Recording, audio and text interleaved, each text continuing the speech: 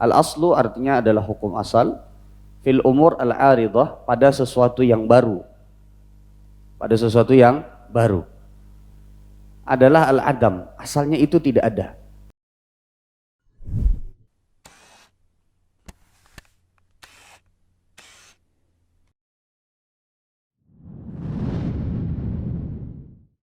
Bismillahirrahmanirrahim. Assalamualaikum warahmatullahi wabarakatuh. Alhamdulillahi rabbil alamin. Wabihi nasta'inu ala umurid dunya waddin. Wassalatu wassalamu ala ashrafil anbiya'i wal mursalin wa ala alihi wa sahbihi wa man sara ala nahjihi wastanna bisunnatihi ila yaumiddin, amma ba'd. Ma'asyiral muslimin dan muslimat rahimani wa rahimakumullahu jami'an. Alhamdulillah, pertama kita bersyukur kepada Allah Subhanahu wa taala atas semua nikmat yang Allah berikan kepada kita semua. Selalu kita memohon, meminta kepada Allah agar supaya Allah Subhanahu wa taala menjadikan kita orang-orang yang bisa istiqamah di atas ketaatan kepada Allah, dan semoga Allah mewafatkan kita dalam keadaan husnul khatimah. Dan semoga Allah Subhanahu wa taala menjadikan kita orang-orang yang akan menghuni surganya. Amin ya rabbal alamin. Ma'asyiral muslimin dan muslimat rahimani wa rahimakumullahu jami'an. Kita akan melanjutkan kembali kajian kita, kajian Al-Qawaid Al-Fiqhiyah, yang kita telah masuk ke dalam kaidah besar yang kedua pada pertemuan yang terakhir, pada pertemuan yang telah lalu.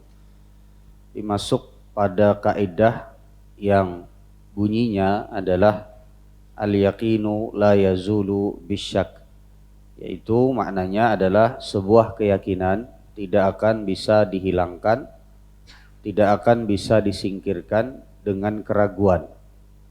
Artinya kalau sesuatu itu sudah diyakini baik ada atau tidak adanya, maka keyakinan tersebut tidak bisa hilang dengan hanya sesuatu yang ragu.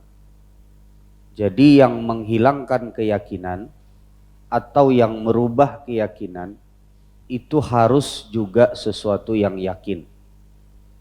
Kita telah sebutkan makna dari kaidah ini pada pertemuan yang telah lalu. Kemudian dalil kaidah ini telah kita sebutkan juga, di mana Nabi Shallallahu Alaihi Wasallam menjawab sebuah pertanyaan dari salah seorang sahabat beliau atau sahabat Nabi Shallallahu Alaihi Wasallam yang bertanya tentang pada saat beliau sholat lalu ada rasa semacam ragu, apakah beliau batal ataukah tidak.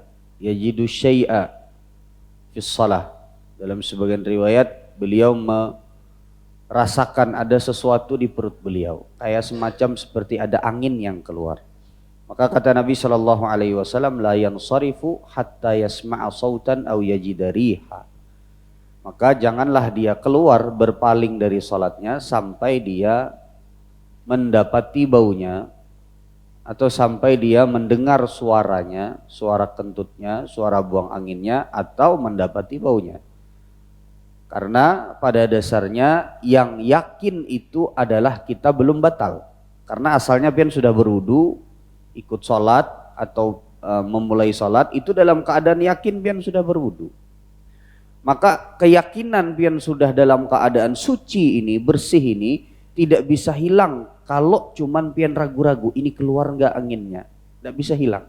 Sampai pian betul-betul yakin bahwa bersihnya atau sucinya pian, wudunya pian sudah hilang. Dengan apa? Ya dengan kalau misalnya mencium bau atau mendengar suara. Ini diantara dalilnya. Kemudian pada pertemuan yang telah lalu kita sudah masuk juga ke dalam kaidah-kaidah kecil atau turunan dari kaidah al-yaqinu la yazulu bisyak. Ada kurang lebih 2 kaidah seingat ulun yang kita sebutkan pada pertemuan yang telah lalu. Yang pertama adalah al-aslu baqa'u makana ala makan. Hukum asal sesuatu itu tetap sebagaimana hukum yang terdahulu. Ini yang pertama. Yang kedua adalah al-aslu idhafatul hadithi ila aqrabi awqatiha. Ila aqrabi awqatihi. Jadi segala sesuatu itu bila ada beberapa waktu yang kemungkinan itu terjadi di beberapa waktu tersebut, maka kejadian tersebut itu dinisbatkan atau dinyatakan terjadi pada waktu yang paling dekat. Ulun beri contoh pada pertemuan yang telah lalu supaya kita masih ada sambungan ingatan dari apa yang telah disampaikan pada pertemuan telah lalu. Sebagai contoh misalnya seperti ada seseorang yang tidur guring malam hari, kemudian setelah itu dia bangun sholat subuh, sholat zuhur, habis sholat zuhur dia tidur lagi. Pada saat dia bangun, dia sholat asar.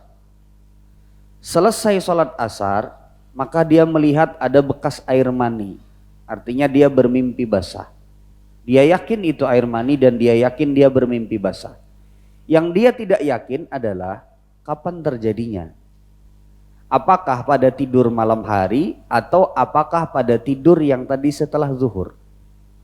Maka kita sebutkan pada pertemuan yang telah lalu berarti dinisbatkan kepada waktu yang mana?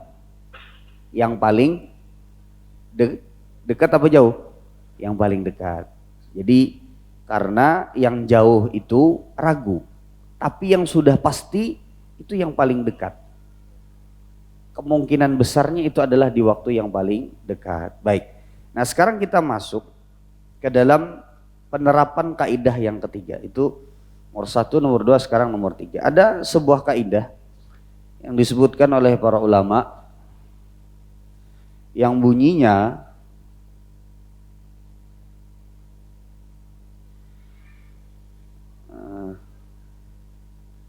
baik. Sebuah kaidah yang disebutkan oleh para ulama yang bunyinya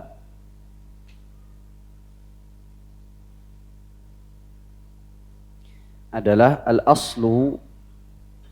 Ini yang ketiga Pak ya. 3, al-aslu fil umur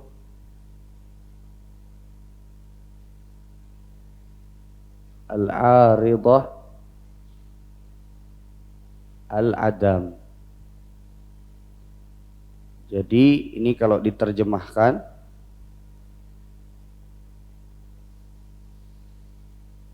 hukum asal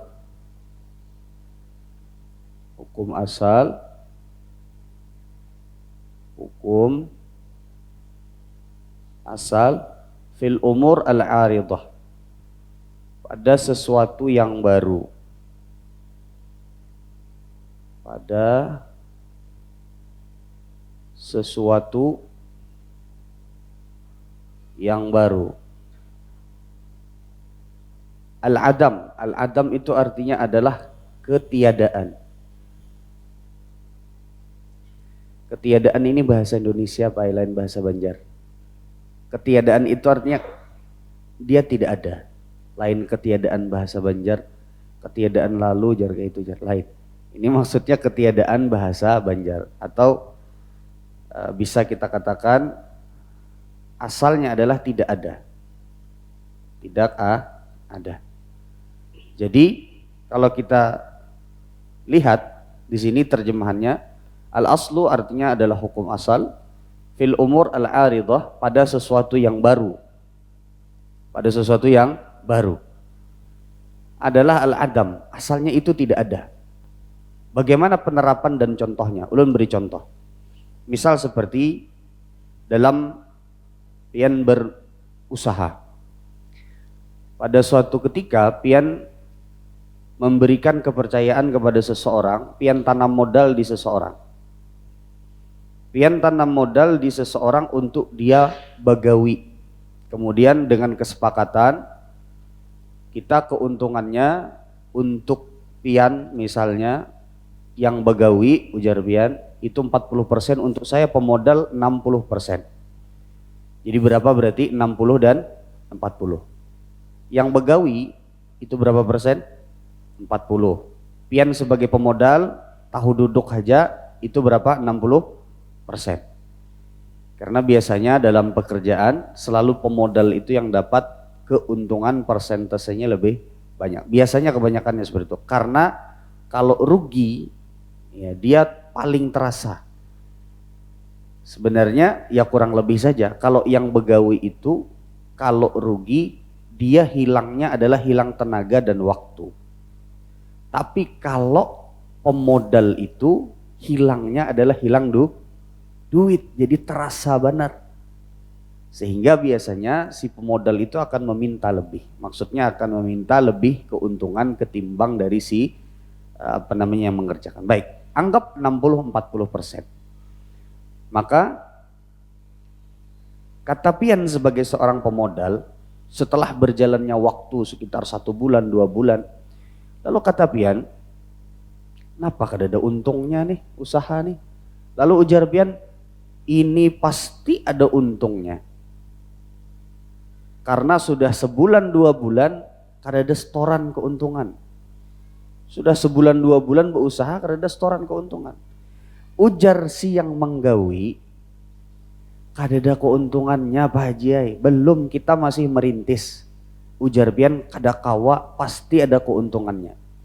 Maka kalau kita terapkan pada kaidah ini, al-aslu fil umur al-aridah al-adam, hukum asal pada sesuatu yang baru adalah tidak ada, maka berarti hukum keuntungan itu asalnya adalah tidak ada.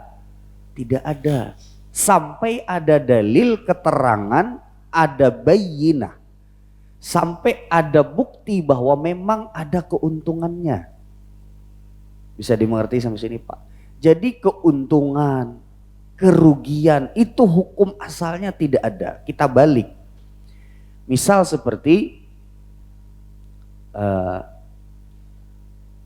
kalau tadi kan keuntungan, hukum asalnya berarti keuntungan itu kan sesuatu yang baru. Jadi kalau kita lihat, misalnya di sini ada uang modal. Uang modal. Misal Pian modali seseorang 10 juta untuk dia bekerja. Ini Pian pemodal dengan uang 10 juta. Misalnya ada pekerja yang Pian pekerjakan untuk memutar duit tersebut dengan persentasi pembagian keuntungan. Kemudian, nah hukum asalnya kan duit 10 juta ini ada. Ini udah jelas tetap 10 juta ini. Yang ragu itu adalah apakah ada keuntungan atau tidak. Betul apa tidak Pak? Sehingga dalam hal ini, maka kita katakan al-aslu fil umur al-aridah al-adam. Hukum asal pada sesuatu yang baru, dalam hal ini sesuatu yang baru itu adalah keuntungan. Karena hukum asalnya dia ini keuntungan, ini sesuatu yang baru, maka hukum asalnya tidak ada. Nggak bisa Pian nuntut tanpa ada bukti. Pasti ikam simpani duitnya kada kawa. Karena hukum asal dari segala sesuatu atau sesuatu yang baru itu asalnya tidak ada sampai ada keterangan. Sampai ada bukti yang kuat yang menunjukkan bahwa sesuatu tersebut sudah ada. Kita balik, misal seperti tadi kan keuntungan, sekarang kita balik menjadi kerugian. Misal kerugian, Pian kasih duit 10 juta untuk supaya dia dijadikan usaha. Nanti persentasenya 60-40. Maka kemudian duit 10 juta ini asalnya ada atau tidak? Belum bertakon lan Pian. Duit 10 juta asalnya ada apa tidak? Ada. Baik. Kalau ujar si pekerja, Pak Haji, kita loss, rugi 8 juta. Bisa dimengerti rugi berapa? 8 juta. Maka hukum asal kerugian itu adakah kadadakah? Sampai ada dia membuktikan atau sampai ada keterangan yang jelas, sampai ada bukti bahwa memang betul-betul rugi. Mungkin bisa dilihat dari catatan, bisa dilihat mungkin dari rekeningnya. Karena kalau seandainya cuman sekedar dikatakan rugi Pak Haji habis kisah misalnya, nyamannya Pang bisa jadi dimakannya. Makanya harus ada keterangan yang jelas. Sehingga kaidah ini kita pakai al-aslu fil umur al-aridah al-adam. Hukum segala sesuatu yang baru itu, baik keuntungan atau kerugian, itu asalnya adalah tidak ada. Karena yang tetap yang diyakini itu adalah ini, adanya 10 juta. Keuntungannya itu ragu sampai ada bukti, juga kerugiannya itu ragu sampai ada bukti. Sehingga keraguan-raguan ini tidak bisa menghilangkan sesuatu yang yakin ini. Bisa dimengerti sampai sini Pak? Ini hubungannya dengan kaidah al-yaqinu la yazulu bisyak. Sesuatu yang yakin tidak bisa menghilangkan sesuatu yang ragu tidak bisa menghilangkan sesuatu yang yakin. Baik. Bisa dimengerti sampai sini Pak? Ya. Contoh yang lain misal seperti adalah kalau ada seseorang mengaku punya misalnya ada seseorang yang berhutang dengan pian, lalu kemudian dia mengaku sudah ulun bayari, hutangnya kan tetap dengan yakin dia ada catatannya, pian ada catatannya, sudah ada buktinya, bukti transfernya misalnya ada ke rekeningnya dia, pian pinjami dia duit misalnya 10 juta pinjaman, maka keyakinan tersebut tidak akan pernah bisa hilang dengan sesuatu yang ragu. Karena asal dari segala sesuatu yang baru, dalam hal ini yang baru adalah hutangnya dibayar. Itu tidak ada asalnya. Jadi begini, misal hutang berapa? Pian menghutangi orang 10 juta. Ini tetap dengan yakin. Ini ya, yakin 10 juta. Bukti transfer ada, kemudian juga saksi ada. Tiba-tiba 1 bulan berikutnya nang berhutang lawan pian mengatakan sudah dibayar. Sudah dibayar, coba pang cek dari rekening pian. Sakalinya pian cek kada. Ujar pian mana bukti transfernya? Ujarnya ATM-nya kada kawa, rusak. Kada mengeluarkan struk. Tapi pian cek di pian cek di rekening keterangan saldo tidak ada masuk sejumlah 10 juta dalam jangka waktu satu bulan. Maka dalam hal ini berarti hukum asal sesuatu yang baru dalam hal ini adalah sudah dibayar ini baru. Hukum asalnya adalah ada atau tidak ada? Tidak ada. Bisa dimengerti sampai sini Pak? Nah ini maksud dari kaidah al-aslu fil umur al-aridah al-adam. Hukum asal dari segala sesuatu yang baru itu tidak ada. Sama halnya misalnya dengan misal pian dalam akad jual beli. Dalam akad jual beli, misal pian menukari kambing. Kambing. Pada saat akad sehat kambingnya, bagus kambingnya. Kemudian pada saat sudah dibawa, pian penjual kambing, sudah dibawa oleh si pembeli, 2 hari berikutnya ujar si pembeli, ini kambingnya garing, ini kambingnya berpenyakitan.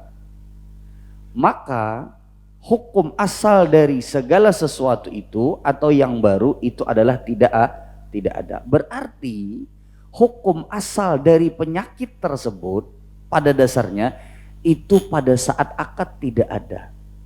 Bisa dimengerti sampai sini Pak? Baik, ini diantara yang berkaitan dengan kaidah al-yaqinu la yazulu bisyak, ini diantara penerapannya. Baik, masih kuat kalian? Masih ya? Baik, ulun tambah lagi kaidah yang keempat atau anak dari kaidah atau turunan dari kaidah al-yaqinu la yazul bisyak. Kalau ini kan nomor 3, kita tambah nomor 4 adalah al-aslu fil abda'i at-tahrim. Dia ada kaidah nomor 4 di sini, al-aslu fil abda'i at-tahrim. Ini kaidah yang ini sudah ngerti Pak ya? Sudah bisa dimengerti? Baik. Kita masuk ke dalam kaidah atau anak atau turunan dari kaidah al-yakin la yazul bisyak nomor 4. Bunyinya adalah al-aslu fil abda'i at-tahrim. Baik, al-aslu fil abda'i at-tahrim. Apa artinya? Kalau secara bahasa kita terjemahkan, al-aslu ini artinya adalah hukum asal. Hukum asal atau asal. Fil abda'. Abda' itu artinya, mohon maaf, kemaluan. Artinya adalah kemaluan. Kemaluan atau di sini sebenarnya kinayah untuk berhubungan suami istri. Jadi hukum asal kemaluan itu at-tahrim. Tahrim itu artinya adalah haram. Atau bisa kita katakan hukum asal, segala sesuatu yang berkaitan dengan kemaluan itu hukumnya haram, hukum asalnya. Artinya hukum asal seseorang itu dalam masalah pernikahan, berhubungan suami istri, itu hukum asalnya itu tidak boleh. Hukum asalnya tidak boleh. Ulun beri contoh. Seperti misalnya di dalam akad nikah. Misal dalam sebuah akad nikah kan ada wali. Wali ini yang bertugas untuk menikahkan. Betul apa tidak? Ada mempelai wanita. Ada mempelai pria. Baik. Pada saat pernikahan, si wali mengatakan kepada mempelai pria, saya nikahkan engkau dengan anakku. Saya nikahkan engkau dengan anakku dengan mahar sekian dan sekian, kemudian dibayar tunai. Saya nikahkan engkau dengan anakku, kemudian setelah itu dengan mahar sekian dan sekian, kemudian disambut oleh laki-lakinya, saya terima nikahnya fulana, saya terima nikahnya. Cukup sampai di situ, karena ini sah. Kalau cukup sampai di situ saja sah. Cuman yang menjadi masalah dalam kasus ini, ternyata si wali ini punya 3 orang anak perempuan. Perempuan. Sementara pada saat akad dia tidak menyebutkan anaknya yang mana. Si Fatimah kah, si Aisyah kah, atau misalnya si Khadijah. Yang mana yang mau dinikahkan? Dia tidak menyebutkan namanya. Maka menurut mazhab Imam Ahmad bin Hanbal, di antaranya disebut, dan ini hampir pendapat mayoritas para ulama, di antaranya disebutkan oleh Ibnu Qudamah, berarti akad nikahnya sah apa tidak? Tidak sah. Sehingga hukum asal seorang laki-laki tadi berhubungan suami istri itu asalnya adalah haram dan tidak boleh. Bisa dimengerti sama sini Pak? Jadi segala sesuatu yang berurusan dengan kemaluan ini hukum asalnya adalah haram. Tidak bisa dia itu datang dengan keraguan-raguan. Ragu-ragu, ini anaknya yang mana? Karena tidak disebutkan. Si laki-laki cuman menyebutkan qabiltu nikahaha, saya terima nikahnya. Tapi tidak disebutkan. Maka di sini kita katakan al-aslu fil abda'i at-tahrim. Hukum asal segala sesuatu yang kaitannya dengan kemaluan itu adalah haram. Berarti dalam kasus tadi hukum asalnya apa? Haram. Sehingga tidak bisa berubah hukum yang haram tersebut kecuali dengan sesuatu yang yakin. Nah, dalam hal ini bukan yakin tapi ragu-ragu karena tidak dipastikan anaknya yang mau dinikahkan itu yang mana dari yang 3 dia punya anak. Bisa dimengerti sampai sini Pak? Nah, ini diantara contohnya. Ulun beri contoh yang lain. Misal seperti dalam sebuah kampung, dalam sebuah kota yang terbatas, misalnya anggaplah di kampung Permata Bunda nih, sekomplekan ini. Maka ternyata dulu di kompleks ini itu pian punya saudari sepersusuan. Bisa dimengerti Pak? Saudari sepersusuan. Ada ding sanak sepersusuan pian, bibinian.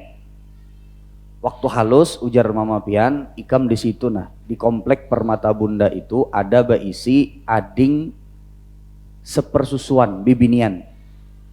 Habis menjelaskan itu, misal kuitan pian meninggal. Tapi pian tidak tahu mana wanita yang menjadi saudari persusuan pian.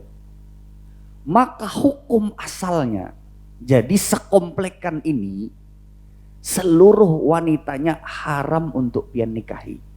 Ayo bayangkan pian. Kenapa?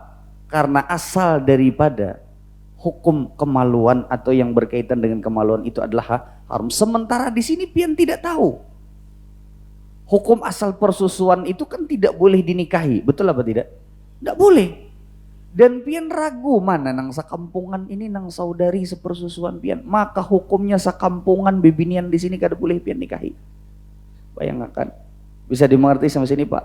Kenapa? Karena hukum persusuan itu jelas dan yakin tetap kuitan pian seorang nama madahakan.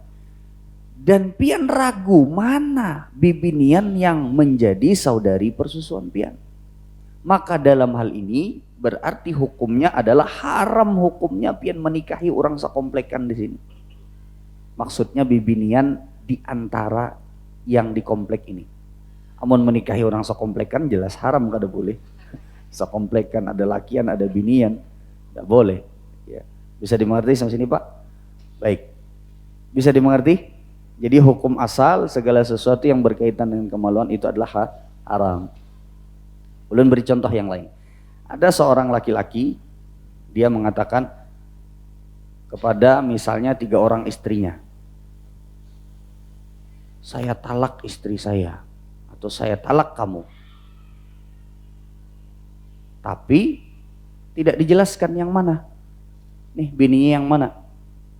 Maka hukum talaknya itu jelas dan ketidakjelasannya itu yang mana dari istrinya. Maka berarti ketiga-tiganya ya harus diperjelas dulu. Maka nanti bisa dikembalikan kepada niat. Nah ini nanti sudah kita bahas pada yang berkaitan dengan niat. Baik, bisa dimengerti seperti ini Pak. Jadi hukum asal yang berkaitan dengan masalah kemaluan ini adalah hukumnya haram. Di antara penjelasannya adalah tadi. Baik. Kemudian yang berikutnya, masih kuatkah pian? Baik. Ulun hapus. Di antara kaidah yang menjadi turunan dari kaidah ini adalah la yunsabu ila sakitin qaulun. Yang kelima adalah la yunsabu ila sakitin qaulun. Artinya apa? La yunsab tidak dinisbatkan. Tidak dinisbatkan. Ila artinya kepada, sakitin, sakitinnya apa? Sakitin hati? Enggak, sakit di sini artinya adalah orang yang diam, diam. Sakit di sini adalah orang yang diam, tidak bersuara, tidak berbicara. Qaulun, perkataan. Jadi kalau kita lihat artinya la yunsabu ila sakitin qaulun, kaidahnya tidak dinisbatkan kepada orang yang diam itu perkataan apapun. Jadi orang nang berdiam itu tidak bisa kita nyatakan oh ini pinanya setuju Bang. Tidak bisa, kecuali yang ada dalilnya di dalam beberapa hadis, seperti kalau pian sebagai orang tua bertanya kepada anak yang belum pernah menikah, maka kalau dia diam berarti kata Nabi SAW, diamnya seorang perawan itu adalah izinnya, karena dia lebih condong kepada malu ya. Nah cuman hukum asalnya itu pengecualian. Hukum asalnya seseorang itu kalau diam, pian tidak bisa menerka-nerka apa yang dia bicarakan. Tidak bisa, pian nisbatkan. Ulun beri contoh, misal seperti pian lagi hendak mangga tetangga pian. Mangga tetangga pian di higa rumah. Orangnya ada di bawah pohon mangga. Nang ampun rumah, nang ampun mangga nih ada di bawah pohon mangga. Datang pian. Pak Haji, ulun minta mangganya lah 10 biji. Berdiam sidin. Lihat sidin aja berdiam aja. Bah, pinanya setuju Japang nih. Soalnya kada menangati. Pian ambil 10 biji. Maka hukumnya berarti benar apa salah? Salah. Kenapa? Karena hukumnya layun sabu ila sakitin qaulun. Hukum asalnya tidak bisa dinisbatkan kepada orang yang diam itu perkataan apapun. Karena yang yakin dia adalah diam, yang ragu kita adalah apa yang mau dia katakan. Bisa jadi sidin berdiam, dalam hati sidin menggerutu, ngini purunnya, buah mangganya 10 bijiannya diambil ke se-10-nya, atau ini purunnya, kada beadabnya, langsung misalnya beizin gitu, kemudian langsung mengambil. Bisa jadi sidin takutan, bisa jadi sidin mengalamun, pian takut, pian takuni. Maka hukum asalnya tidak bisa kita menisbatkan kepada orang yang diam itu perkataan apapun. Bisa dimengerti semacam ini Pak. Misal seperti pian lagi kehabisan duit, lalu kemudian pian hendak meminjam duit lawan bini pian. Ujar pian, umanya aku minjam duit 1 juta. Berdiam bini pian, diam. Bah, pinanya setuju Japang nek, pian ambil. Karena ujar pian, inya berdiam. Biasanya kalau misalnya memang inya pasti bersuara. Maka hukum asalnya berarti apa? La yunsabu ila sakitin qaulun. Tidak bisa dinisbatkan kepada orang yang diam itu perkataan apapun, baik itu persetujuan ataupun ketidakpersetujuan. Tidak bisa. Kecuali Nabi Shallallahu Alaihi Wasallam. Karena Nabi tidak akan mendiamkan sebuah kemungkaran. Tapi ini hukumnya adalah yang berkaitan dengan kita. Misal seperti di pasar, pian melihat ada barang bagus, ampun tetangga toko pian. Lalu pian foto, lalu kemudian ujar pian, nih ku jualakan lah, ampun ikam lah, bila kena ada untung aku minta 10%. Berdiam sih din, kada bepandir. Lalu kemudian setelah itu ada pembeli datang dari pian. Kemudian setelah itu terjadi jual beli. Maka hukum asalnya apakah pian bisa menuntut 10%? Bisalah. Bisalah kira-kira? Tidak bisa. Kenapa? Karena hukum asalnya la yunsabu ila sakitin qaulan. Tidak bisa dinisbatkan kepada orang yang diam itu perkataan. Pinanya pian tadi berdiam setuju pian nih. Kada kawa. Kenapa? Karena tidak bisa kita menisbatkan perkataan apapun kepada orang yang diam. Bisa dimengerti sampai sini Pak? Kecuali kalau seandainya memang ada karinah, ada semacam seperti yang menunjukkan bahwa dia setuju. Meskipun dia diam. Kalau diamnya itu tidak ada keterangan apapun, tidak ada tanda-tanda apapun, maka ini tidak bisa kita nisbatkan perkataan. Tapi kalau ada semacam seperti qarinah itu artinya tanda-tanda persetujuan, maka ini contoh seperti misalnya pian nukar di pian nukar di supermarket. Di supermarket itu kita belanja tanpa bepandir. Lihat harganya minyak goreng misalnya 40.000, misalnya kemudian pian tukar 40, pian setuju, pian ambil, kemudian di kasir pian bayar duit 40.000 karena harganya tadi tulisannya 40.000. Habis itu sudah. Ini meskipun tidak ada perkataan, tapi perbuatannya sudah menunjukkan si pembeli ingin membeli, si penjual ingin menjual. Tapi kalau seandainya tidak ada yang semacam itu, maka hukum asalnya berarti tidak dinisbatkan kepada orang yang diam itu perkataan apapun. Bisa dimengerti sampai sini Pak? Baik. Ulun rasa cukup sampai di sini. Ini yang bisa ulun sampaikan. Ada beberapa lagi penerapan dari kaidah ini atau ada beberapa lagi yang berkaitan dengan kaidah-kaidah turunan dari kaidah al-yakin la yazulu bisyak. Tapi ulun rasa kita cukupkan. Nanti insyaallah pada pertemuan yang akan datang insyaallah akan masuk ke dalam kaidah yang baru, yaitu adalah al-masyaqqatu tajlibut taisir. Setiap kesulitan itu pasti akan mendatangkan kemudahan. Ini salah satu kaidah yang besar. Yang nomor 3. Jadi ini kurang lebih berapa pertemuan? Seingat ulun ada sekitar 7 pertemuan dengan muqaddimah. Itu berarti kita sudah habiskan 2 kaidah, berarti sisa kurang lebih 5 kaidah. Sisa kurang lebih 3 kaidah karena jumlahnya ada berapa? 5. Berarti kurang lebih sisa 3 kaidah. Semoga kita bisa selesaikan materi ini. 5 kaidah yang besar, 5 kaidah utama di dalam pembahasan masalah fikih. Ini yang bisa ulun sampaikan pada kesempatan kali ini. Ulun mohon maaf apabila terdapat kesalahan, kesilafan. Kita tutup dengan doa kafaratul majlis. Subhanakallahumma wa bihamdika asyhadu an la ilaha illa anta astaghfiruka wa atubu ilaik. Assalamualaikum warahmatullahi wabarakatuh. Terima kasih. Jazakumullah khairan wa barakallahu fikum. Video ini dibuat atas partisipasi dari donasi Anda. Semoga menjadi amal jariah bagi Anda semuanya.